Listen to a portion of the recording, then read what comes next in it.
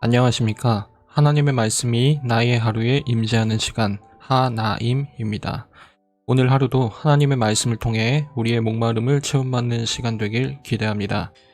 네, 오늘은 마태복음 18장입니다. 우리 다 같이 성경을 펴서 천천히 함께 따라 읽도록 하겠습니다. 그때 제자들이 예수께 나와 이르되 천국에서는 누가 크니이까?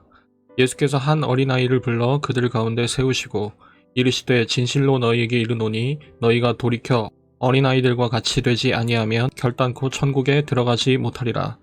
그러므로 누구든지 이 어린아이와 같이 자기를 낮추는 사람이 천국에서 큰 자니라. 또 누구든지 내 이름으로 이런 어린아이 하나를 영접하면 곧 나를 영접함이니 누구든지 나를 믿는 이 작은 자 중 하나를 실족하게 하면 차라리 연자맷돌이 그 목에 달려서 깊은 바다에 빠뜨려지는 것이 나으니라. 실족하게 하는 일들이 있음으로 말미암아 세상에 화가 있도다. 실족하게 하는 일이 없을 수는 없으나 실족하게 하는 그 사람에게는 화가 있도다. 만일 내 손이나 내 발이 너를 범죄하게 하거든 찍어내버리라. 장애인이나 다리 저는 자로 영생에 들어가는 것이 두 손과 두 발을 가지고 영원한 불에 던져지는 것보다 나으니라. 만일 내 눈이 너를 범죄하게 하거든 빼어내버리라. 한 눈으로 영생에 들어가는 것이 두 눈을 가지고 지옥불에 던져지는 것보다 나으니라. 삼가 이 작은 자 중에 하나도 업신여기지 말라. 너희에게 말하노니 그들의 천사들이 하늘에서 하늘에 계신 내 아버지의 얼굴을 항상 배옵느니라. 너희 생각에는 어떠하냐? 만일 어떤 사람이 양 100마리가 있는데 그 중에 하나가 길을 잃었으면 그 99마리를 산에 두고 가서 길 잃은 양을 찾지 않겠느냐? 진실로 너희에게 이르노니 만일 찾으면 길을 잃지 아니한 99마리보다 이것을 더 기뻐하리라. 이와 같이 이 작은 자 중에 하나라도 잃는 것은 하늘에 계신 너희 아버지의 뜻이 아니니라. 내 형제가 죄를 범하거든 가서 너와 그 사람과만 상대하여 권고하라.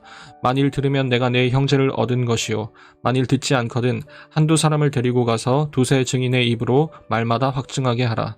만일 그들의 말도 듣지 않거든 교회의 말하고 교회의 말도 듣지 않거든 이방인과 세리와 같이 여기라.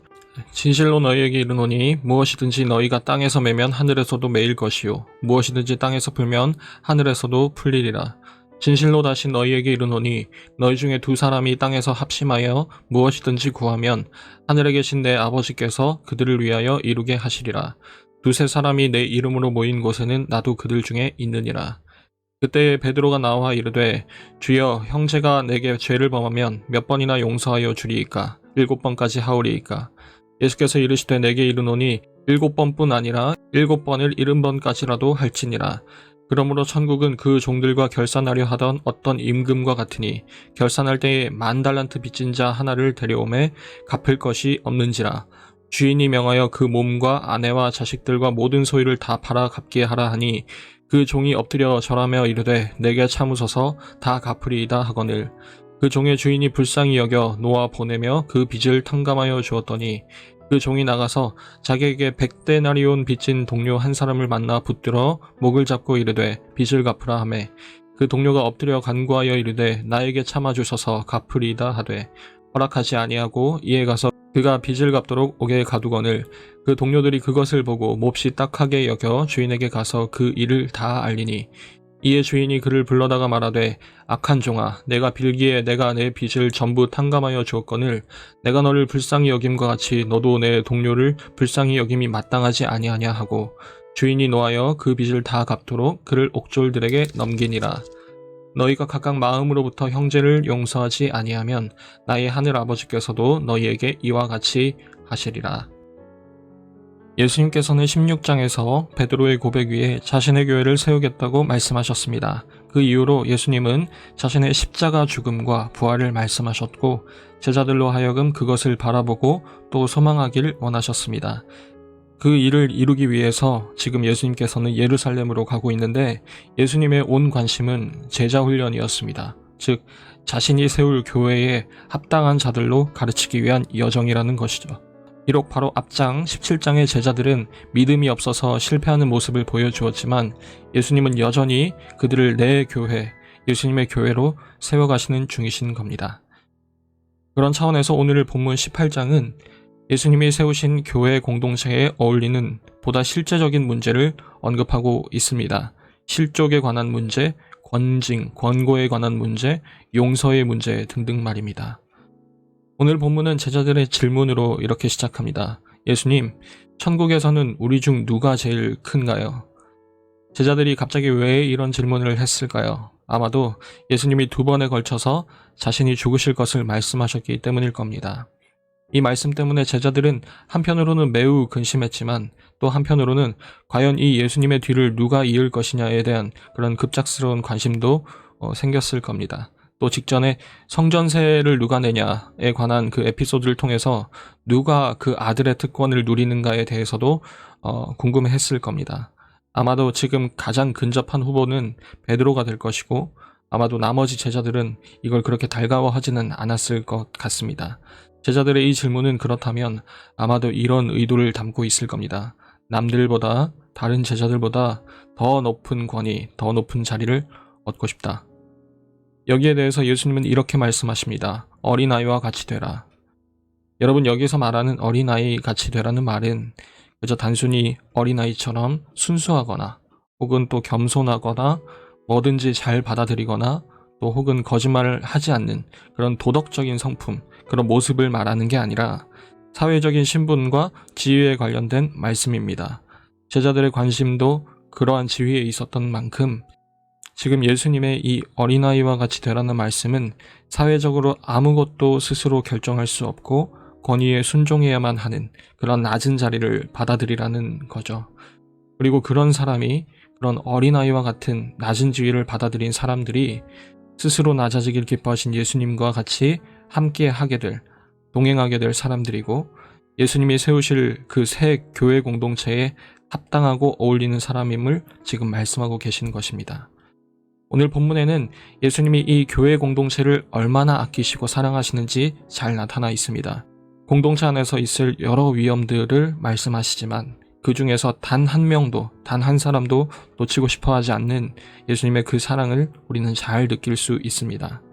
단순한 상처나 그런 다툼 말고 실족해서 아예 그 교회 공동체 밖으로 떠날 위기에 처한 사람을 잃은 양 한 마리로 비유하시면서 그 양 한 마리를 잃지 않기 위함이 하나님의 뜻임을 밝히시고 너희도 너희 공동체 안에서 실족하는 일이 발생하지 않도록 서로 사랑으로 잘 돌보라고 요청하고 있는 것입니다. 이어지는 내용도 비슷합니다.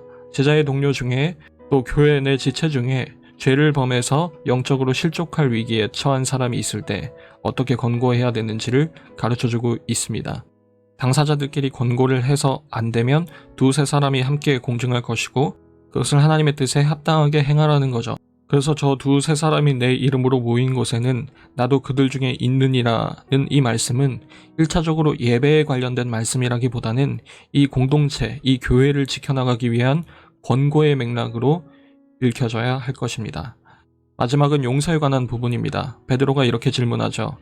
예수님, 우리 형제 중에 저에게 잘못을 하면 저는 몇 번이나 용서해 줘야 됩니까?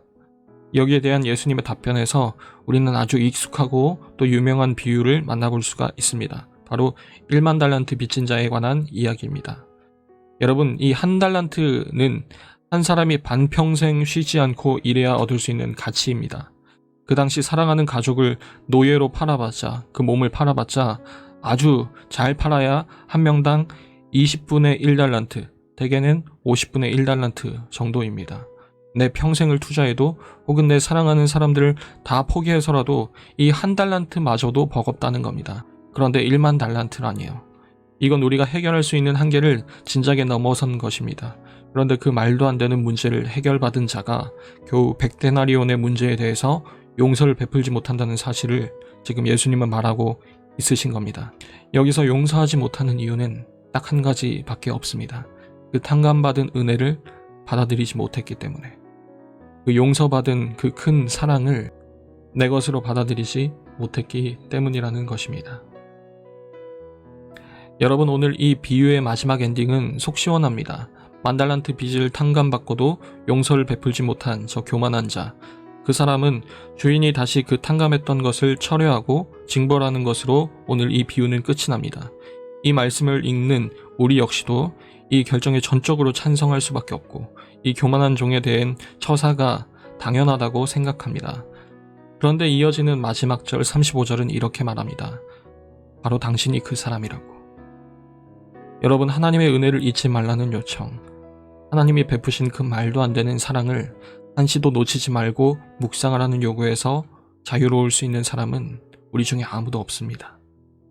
오늘 본문의 모든 내용은 이 교회 공동체, 즉 지극히 작은 자들의 공동체에 어울리는 모습들입니다. 예수님은 12제자들이, 그리고 더 나아가 이 마태복음을 묵상하고 있는 우리들이 그런 교회로 다듬어지길 원하고 계십니다. 나의 삶이, 그리고 우리 중등부가, 우리 고등부가 이런 교회로 다듬어져 나가도록 함께 기도했으면 좋겠습니다. 매일 저녁 9시 하나님의 말씀이 나의 하루에 임재하는 시간, 오늘은 이것으로 마치도록 하겠습니다. 모두들 평안한 밤 되시기 바랍니다.